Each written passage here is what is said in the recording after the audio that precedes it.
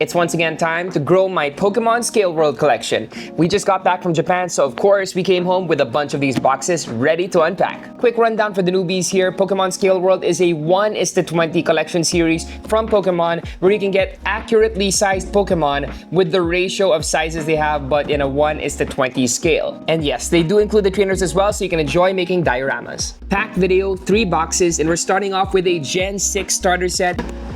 By the way, these are not gacha or mystery boxes, so whatever you see in your box is what you're going to be getting. So in this Gen 6 set, you can see there are 6 smaller boxes inside, each which will feature a certain part of the set. Here is number 1. We got Froakie, Frogadier, and Pancham.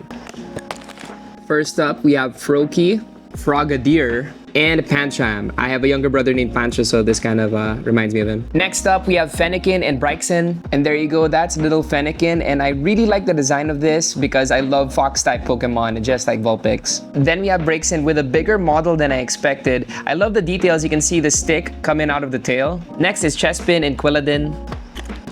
There's little Chespin. And Quilladin, who is super round. Dedenne and Sylveon. Dedenne is so small. Like, this is the smallest in the set so far and smaller than my fingernail. It's smaller than a piece of gum. I love that they included a Sylveon with this set, so we got one that's posed up, unlike my Espeon and Umbreon. Then we got Greninja to finish up one of the evolution lines. Greninja here is the biggest in the set so far, and you can see all the details. Looks really good, but you're gonna find out that this guy is one of the smaller final evolutions for the starter Pokemon. So yeah, really happy with this. Of course, iconic. It's not Ash Greninja, but it's still a Greninja. Then to cap things off, we have Serena. That is a beautiful model for Serena, so it's gonna look really good together with the other trainers in my collection. And there's Serena next to Dedenne. And there she is next to Greninja, so you can see the difference in size. And here they are, the first set we unboxed. I really love seeing them next to each other like this. Fun fact, these are actually considered consumable goods because they actually come with a piece of gum inside them. So not only can you find these in toy stores, but sometimes in some candy stores as well. Next up is the expansion set with Delphox, Chestnut, and Calum. It's really cool because you can see that the gum actually has an allocated part in this plastic. It's actually meant to be there. So like I said, it comes with gum.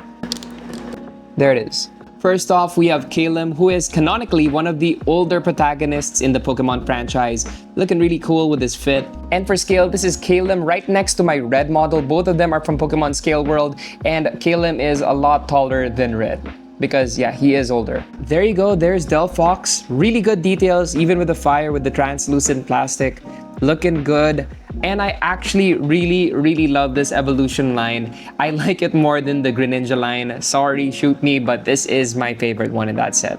And the biggest one from the set of starters is, of course, Chestnut.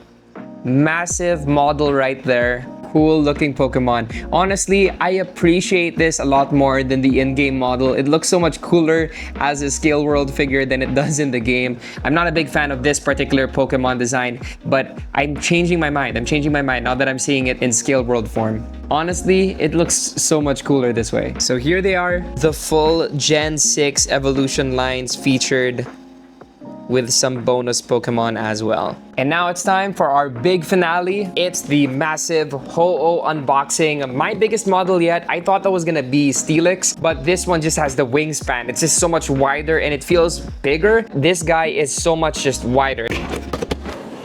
Ooh, I'm actually intimidated. And inside this huge box, we have another piece of gum. That's the tail. It's actually bigger than all the Pokemon I have combined right now on the desk, I think. Bigger than my face. For free. And the huge tail. The wing is the size of my face. So in case you guys were wondering how big Ho-Oh was when Ash saw him on that first episode of Pokemon, you're gonna find out.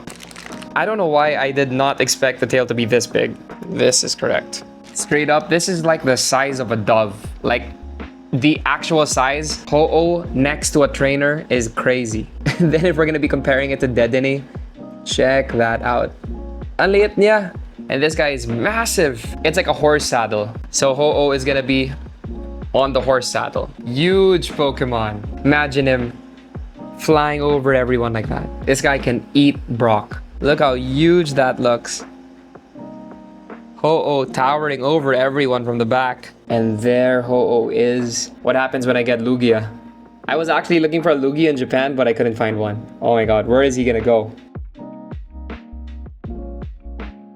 Our newest set of Pokemon here in the back. I put them in the back because they have some of the bigger final evolutions, so they don't end up covering like stuff like Infernape, who are up in front.